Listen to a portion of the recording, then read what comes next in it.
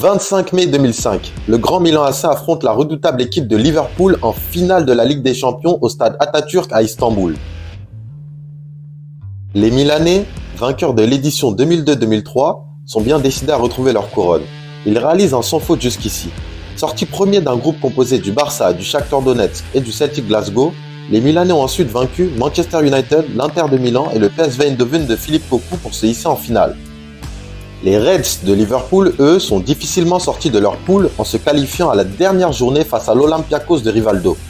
Sur leur chemin, le Bayer Leverkusen, la grande Juventus de Turin de Capello et la forteresse londonienne de Mourinho passent tous à la trappe. Si Liverpool n'était pas du tout favori en début de saison, ses supporters réputés pour leur abnégation à toute épreuve ont su pousser l'équipe jusqu'en finale. Ils sont emmenés par l'excellent Rafa Benitez qui a remporté la Liga et la Coupe de l'UEFA la saison précédente avec le FC Valence. Pour cette finale, l'AC Milan évoluera dans un 4-4-2 en losange avec Dida dans les buts, Cafu arrière droit, Jaap Stam et Nesta dans l'axe et Paolo Maldini à gauche. Au milieu, on retrouve Andrea Pirlo, la rampe de lancement de cette équipe, juste devant la défense, accompagné de Gattuso et d'Il Professore Clarence Seedorf. La fusée brésilienne Kaká sera chargée de faire le lien vers la sublime doublette d'attaquants composée du Ballon d'Or 2004, Andrei Shevchenko, et du revanchard Hernan Crespo, prêté par Chelsea où il s'est vu barrer la route par l'éclosion du soldat de José Mourinho, Didier Drogba. Le banc milanais est plus que bien fourni, avec Serginho, Thomasson, Rui Costa ou encore Dorasso. Benitez part également sur un 4-4-2 avec Dudek dans les buts, Ipia et Carragher dans l'axe, Finan et Traoré sur les côtés, Steven Gerrard et Xabi Alonso au milieu, Rizeux à gauche et Luis Garcia, buteur en demi-finale face à la Juve, à droite. Devant, le coach espagnol a préféré Milan Barros à Djibril Cissé, fraîchement remis d'une grave blessure.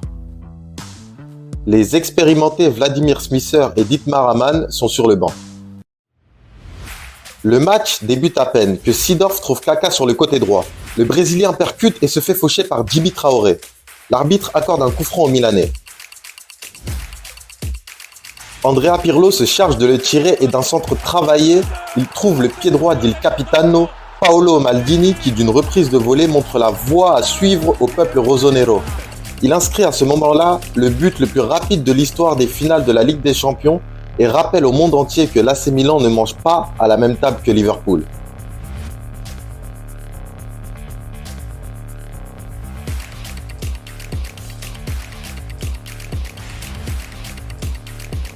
Les Reds, qui n'avaient jusqu'ici que très peu de chances de l'emporter, se retrouvent sonnés d'entrée de jeu. Le sort s'acharne même sur eux lorsqu'à la 23e minute, Harry Kewell sort sur blessure. Il est remplacé par l'ex-lensois Vladimir Smisser. Les Milanais, eux, ne se laissent pas distraire par cet incident et poursuivent leur marche en avant. À la 38e minute de jeu, Pirlo transmet à Kaká qui accélère et lance Shevchenko en profondeur. Le Ballon d'Or 2004 centre en retrait pour Crespo qui fait le break. 2-0 pour les Milanais.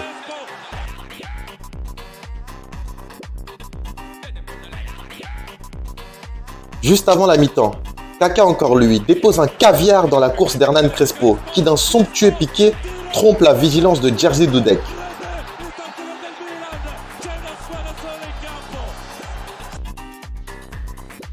Les Milanais ont fait le boulot et tenir le score sur une mi-temps, ça ils savent faire. Mais ce qui fait la beauté du football, c'est que rien n'est jamais joué d'avance.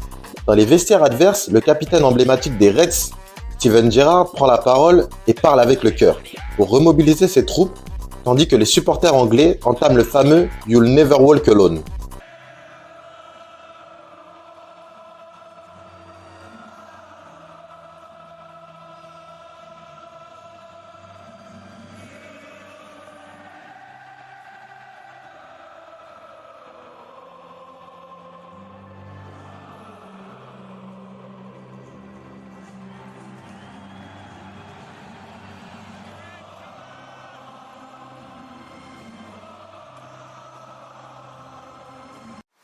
Rafa Benitez, lui, décide de passer à 3 défenseurs en faisant rentrer Dietmar Hamann pour jouer avec une défense à 3 et permettre à son capitaine de se projeter davantage. Lorsque l'arbitre donne le coup d'envoi de la deuxième mi-temps, les Milanais sont loin de se douter de ce qu'ils sont sur le point de subir. Les Reds, n'ayant plus rien à perdre, reviennent complètement remontés à bloc. Et pour lier la parole aux actes, c'est Stevie G qui montre la voie à son équipe. Sur un centre de Riese, il place une tête imparable dans les filets de Nelson Dida. 3-1.